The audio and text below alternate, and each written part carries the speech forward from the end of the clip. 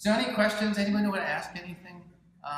You all seem to know all this stuff already, which is, of course, not unexpected given Jules' mastery of the subject.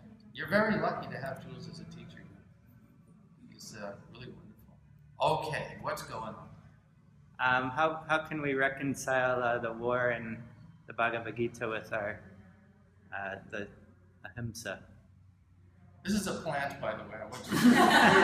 The question was, how can you reconcile the war, which is what takes place at the end of the Bhagavad Gita, with the principle of Ahimsa, which at least a dozen times in the Bhagavad Gita, nonviolence, is exalted as the greatest of human virtues.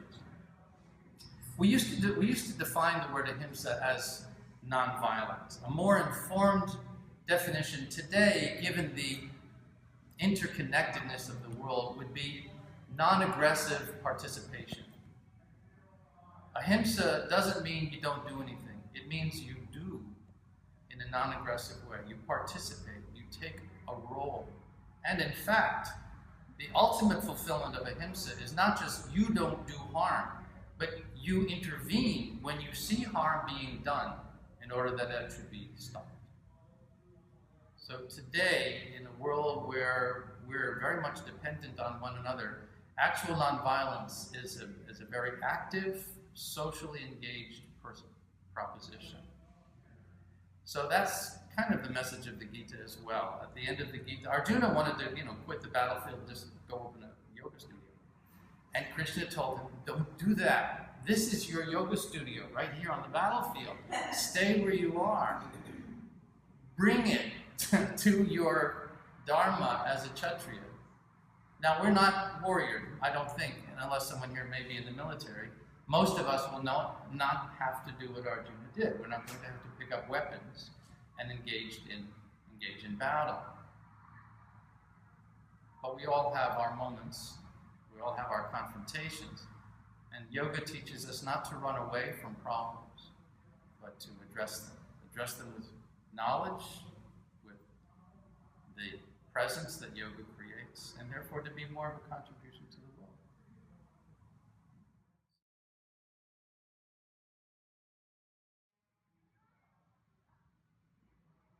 The fulfillment of chanting, like the fulfillment of all yoga practices, is the sincerity that you bring to it. It's not a matter of fancy tunes or being on key or having a really happening bass guitar going in the background or anything like that. A mantra is a prayer. I obviously am a little bit of a showman, so we do it in 3-part harmony.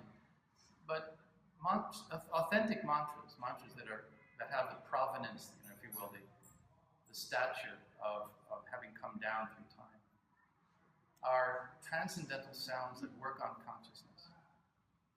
And for that to happen, all that's needed is for you to say them, to utter them with the sincerity that's in your own heart.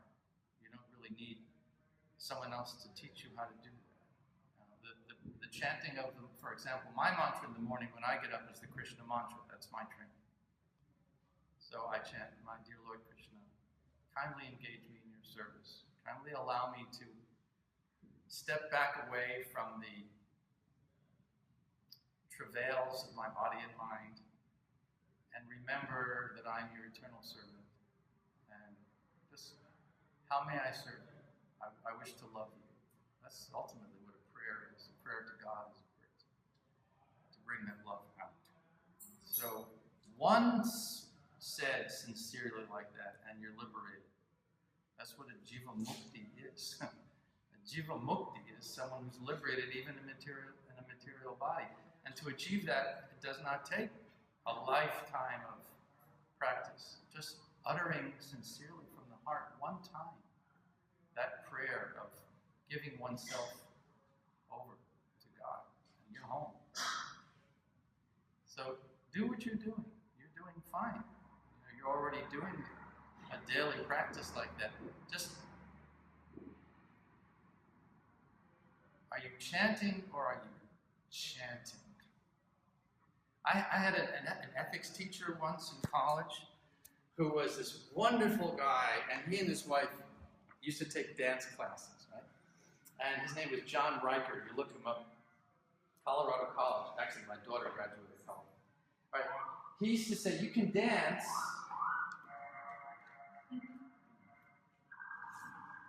Or you can dance.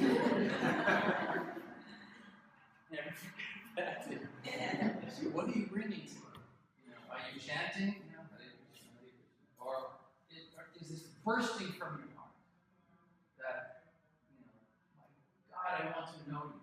It sounds like George Harrison. I want to serve you and I want to love you. I know that my life is incomplete without that. You bring your heart to it.